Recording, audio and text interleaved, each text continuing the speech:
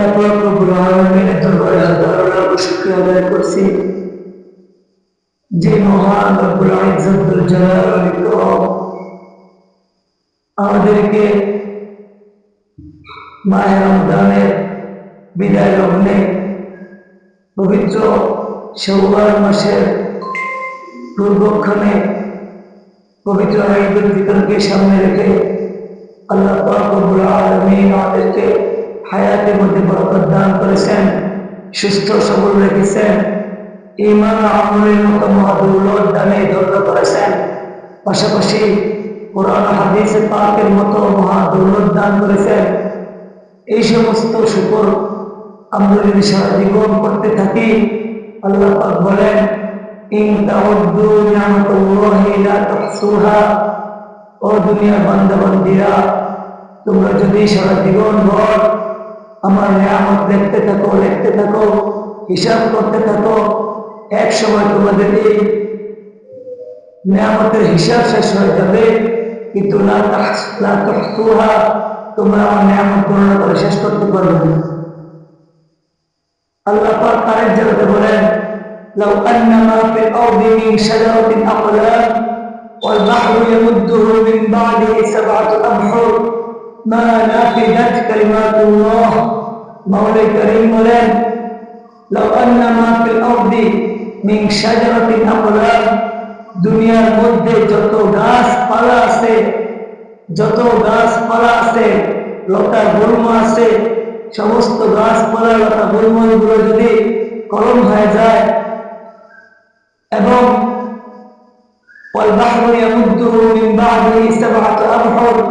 পৃথিবীতে যত বড় বড় 7টি সাগর মহাসাগর আছে, 7 সাগর 13টা নদী আছে, যত পানি আছে, পানিগুলো যদি এরকম কালি হয়ে যায়, আল্লাহ পাক বলেন, এবং ওই কলম এবং কালিগুলো দিয়ে যদি তোমরা আমার পৃথিবী শুরুলগ্ন থেকে নিয়ে এই পর্যন্ত যত নিয়ামত আমি তোমাদেরকে দিতেছি এবং দেব, সমস্ত নিয়ামত গুলো যদি তোমরা রাখতে থাকো, মা নাফিদাত কালিমাতুল্লাহ, মাওলা পাক বলেন আমার একটা নিয়ামতেরও কিঞ্চিত পরিমাণ তোমরা শুকর আদায় শেষ করতে পারবে না।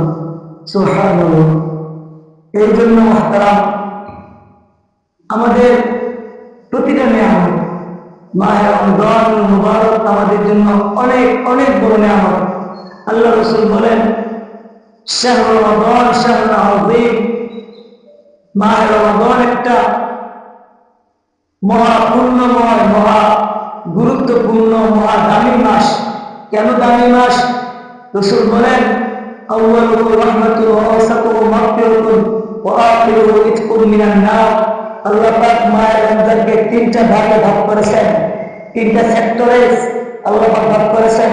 আউয়ালুহু রাহমা, মাহে রমজানের প্রথম 10টা দিন আল্লাহ পাক রহমতের ভাগে ভাগ করেছেন, অর্থাৎ মাহে রমজানের প্রথম 10টা দিনের মধ্যে আল্লাহ পাক শুধু রহমত রহমত রহমত, সবকিছুতে রহমত, সাহরিতে রহমত, ইফতারিতে রহমত, তারাবিতে রহমত, তেলাওয়াতে রহমত, জিকিরে রহমত, গান সালাতে রহমত।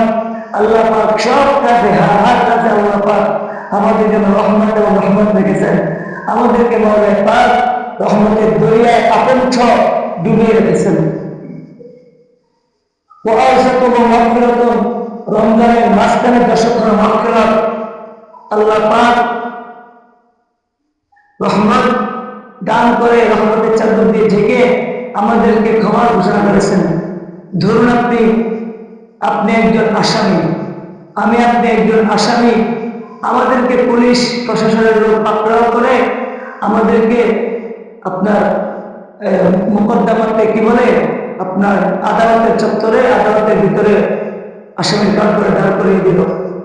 আমার আপনার সামনে জজ সাহেব উপস্থিত, আমি আপনি যদি এরকম হালতে দাঁড়াই, এরকম ভাবে নত হয়ে মাথা নিচু করে যদি হাত দুখানা এভাবে নরম করে যদি আমি আপনি আসামের কাঠ করে দাঁড়িয়ে থাকি জজের সামনে, জজের দিলে যখন রহমত হবে, দয়া হবে, তখন জজ আমাকে খাবার ঘোষণা করে দিবে।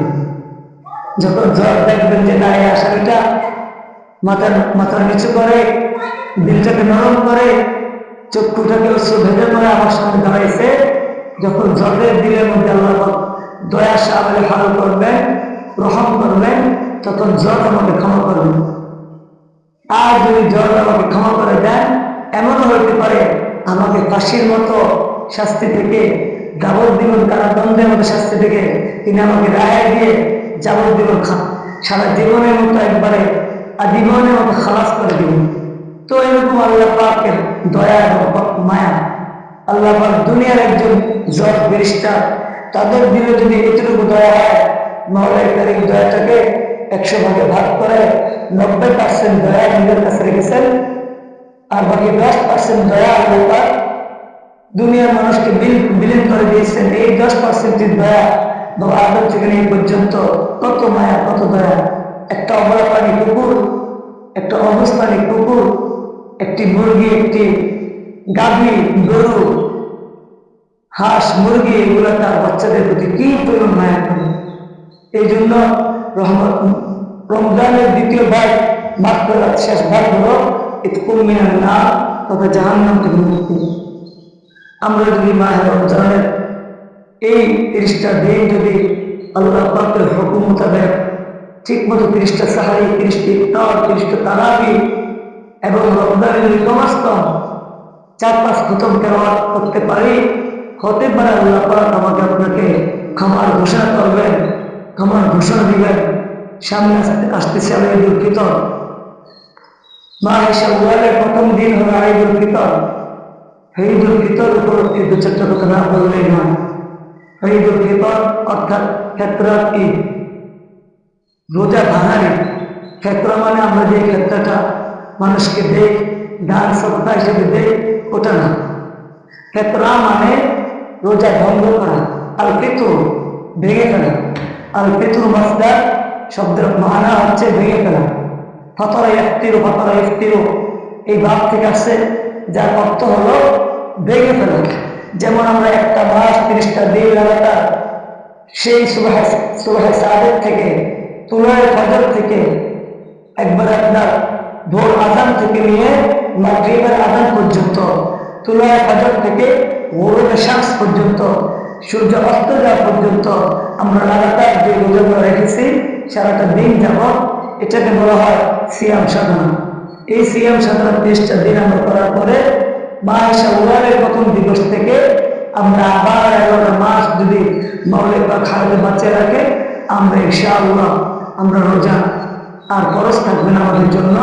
তখন আমরা ইনশাআল্লাহ প্রতি আলো চন্দ্র মাসের 13, 14, 15 আইয়ামে বীজের রোজাগুলো রাখবে ইনশাআল্লাহ।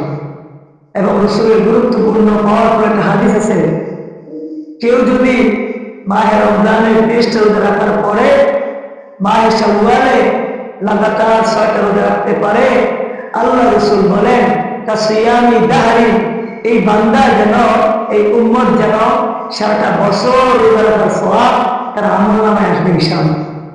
সুবহানাল্লাহ ওয়া বিহামদিহি সুবহানাল্লাহিল আযীম।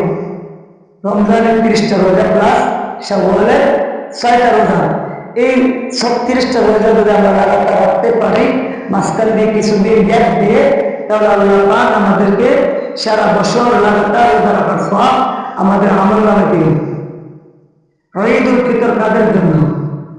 ঈদুল ফিতর তাদের জন্য যারা মাহে রমজানে লাগাতার সাহরি, ইফতার, তেলাওয়াত, জিকির, নাসকাত, দান, সাদাকা, কষ্ট, মেহনত, মুশাক্কাত করেছেন এবং ইতিকাফে বসে শেষ দশকে 5টা বেজর রাখতে আলহামদুলিল্লাহ ইবাদত করতে পেরেছেন, রাত্রে জাগরণ করেছেন, তাদের জন্য ঈদুল ফিতর।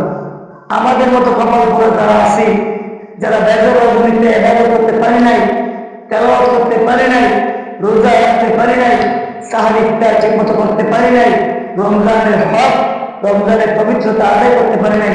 আমাদের মতো হতভাগা, আমাদের মতো কপাল পোড়াদের জন্য ঈদুল ফিতর নয়, শাওয়াল মাস নয়। যদি আমরা গায়ে জোরে ঈদ আনন্দ করতে থাকি, কেউ ঈদের বাজেট 10,000, কেউ 15,000, কেউ 5,000, কেউ 3,000, আপনি মনে রাখবেন আপনার ঈদের বাজেট হতে পারে, লেকিন আল্লাহ পাকের যে বাজেট, আল্লাহ পাক যে রাইয়ান নামক জান্নাত আমাদের জন্য বাজেট করে রেখেছেন, ওই রাইয়ান নামক জান্নাত আমার আপনার নসিবে নেই। আল্লাহ পাক বলেন মান কানা ইউরিদু হারসাল আখিরাতি নাজিদ লাহু ফি হারসি ওয়া মান কানা ইউরিদু হারসাদ দুনিয়া নুতিহি মিনহা ওয়া মা লাহু ফিল আখিরাতি মিন নাসিব। মান কানা ইউরিদ, যে ব্যক্তি ইচ্ছা করবে, হারসাল আখিরা, আখিরাতের ফসল, যে ব্যক্তি আখিরাতের ফসলের ইচ্ছা করবে, নাজিদ লাহু ফি হারসি, আল্লাহ পাক বলেন আমি তার এই আখিরাতের ফসলের মধ্যে ভরপুর বরকত দিয়ে দেব। সুবহানাল্লাহ। ওমান কানা ইউরিদু হারসাদ দুনিয়া, যে ব্যক্তি দুনিয়া দুনিয়া দুনিয়া করবে, দুনিয়া টাকা পয়সা, দুনিয়ার গাড়ি বাড়ি, দুনিয়ার ভোগ বিলাস, দুনিয়ার এই ধন দৌলত, এগুলো নিয়ে যারা পড়ে থাকবে, আল্লাহ পাক বলেন নাজিদ লাহু ওমান কানা হারসাদ দুনিয়া নুতিহি মিনহা, আল্লাহ পাক বলেন আমার যতটুকু মনে চাবে, আমি আল্লাহ যতটুকু মনে চাবে আমি তাকে ততটুকু দিব, একটু বেশি দেবো না। আখেরাতে ফিকির যে করবে তাকে তো দুনিয়া দেবো দেবো, প্লাস তাকে আখেরাত ও বাড়িয়ে বাড়িয়ে দেবো। লেকিন সে যদি দুনিয়া চায়, আমি তো তাকে পুরোপুরি দুনিয়া দিব না, আখেরাত তো তার ধ্বংস, বরঞ্চ তাকে দুনিয়া থেকে একটু দেব। ফলাফল কি হবে? মা লাহু ফিল আখিরাতি মিন নাসিব, পরকালের জন্য, আখিরাতের জন্য তার এক অংশ কিঞ্চিত সে পাবে না। নাউযুবিল্লাহি মিন যালিক। তো কি হলো ভাই, আমাদের কি হলো ভাই? আমরা মায়ের রমজান পাইলাম, রোজা রাখলাম, সারি তারাবি করলাম, কিন্তু আমরা এই জবান দিয়ে মিথ্যা বললাম, গীবত করলাম, ফাহিশা কথাবার্তা বললাম।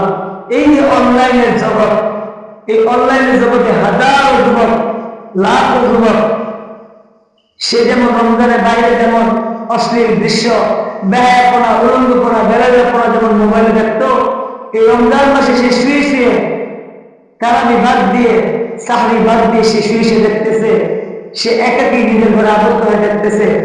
এইগুলা এই যে রমজান মাস পায়ও আমরা দেখতেছি, এর দ্বারা বুঝতে হবে আমাদের কপালটা হয়ে গেছে, আল্লাহ পাকের লানত আমাদেরকে গ্রাস করে ফেলেছে, যার কারণে আমরা রমজানের মতো এমন একটা রহমত বরকতের মাসেও আমরা গুনার কাছে করতে পারি। ও মেরে